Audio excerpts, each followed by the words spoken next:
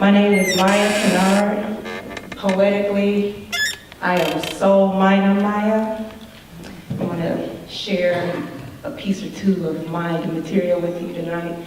The first one I want to bring forth is a piece that's called Cane Sustained. It's a poem that is dated, as you will hear, but unfortunately at the exact same time, it remains current events. Cane Sustained. Africa, the cradle, the Atlantic, the grave. Mother of civilization to mother of a slave. Kings of dynasties to chattel property. In the 21st century, do Black lives matter? Single perpetrator, so-called religious splinter, churches, schools, theaters, fallen World Trade Center, rampant homicide, continued genocide, alleged suicide, do all lives matter? Africans in shark food, penal system rape, death in police custody or by civilian hate, justice scales are down.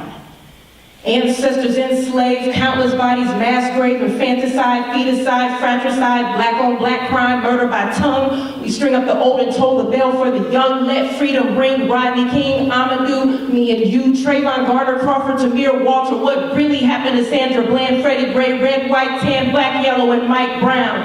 Blood cries out from the ground.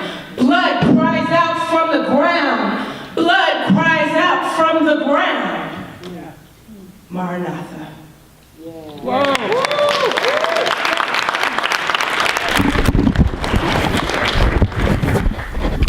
I'm gonna switch it up. I was gonna do this emotional piece that's metered next. But now I think I'm gonna do another one that's in reference to some events from, I think it was summer of 2016. Does Harambe ring a bell? And I don't mean let us pull together. Anybody remember Harambe being in the news? Yeah. And then like that same summer, there was a child who was eaten by an alligator, unfortunately, in Florida. And here's a comparative analysis. This piece is called The Price of Life.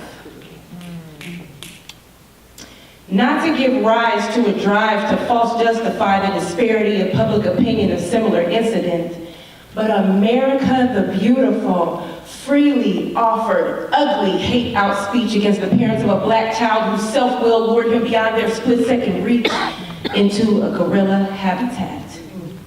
Yet that same vitriol played hooky from study hall when it came to the parents whose own will allowed their white child to wade in Florida waters with no swimming warnings. Both tragedies should have evoked humane empathy. But we couldn't believe that authorities would kill an endangered species. Fancy that. Yet it was perfectly justified to take 5 innocent alligator lives to try and save a white child who likely had already died. But see, no one questioned how they negotiated the price of life. Yet folks spread broad nets to blast a black family, unparalleled efforts to attempt to lynch a black man for the perceived offense of negligence, then turn their heads and let false love cover active child endangerment. People passed around petitions to penalize the Cincinnati Zoo.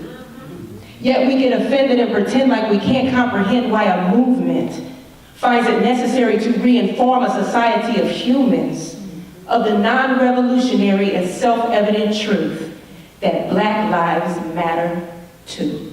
Yeah.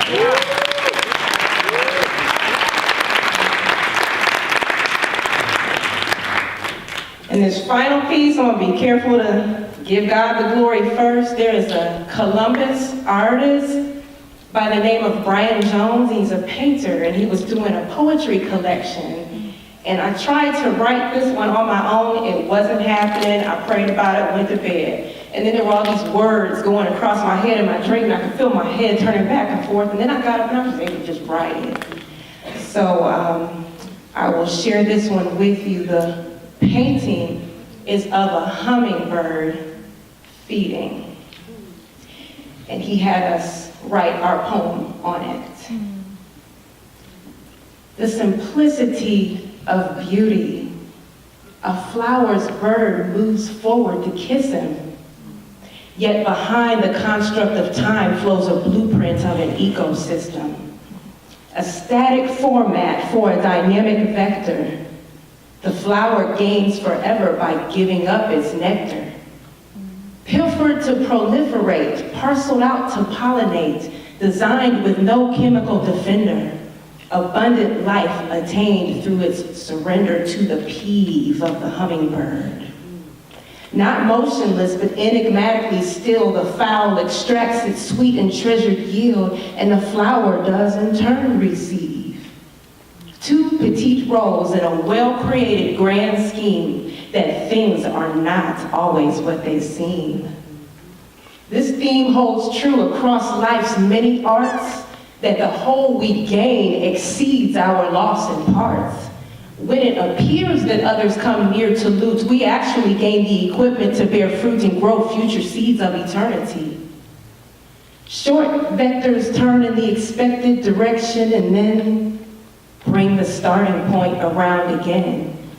A single vein beneath each cycled season where rhyme and reason interface as random and tandem stands another chance to become twain. The more things stay the same, the more they change. I maintain they're not always what they seem. Therefore, what beauty is your heart's dream? What simplicity has your soul seen? In the realm of the possible, the deciduous can become evergreen. So I remove limits velvet rope to etch on verdant canvas a proposal in a word.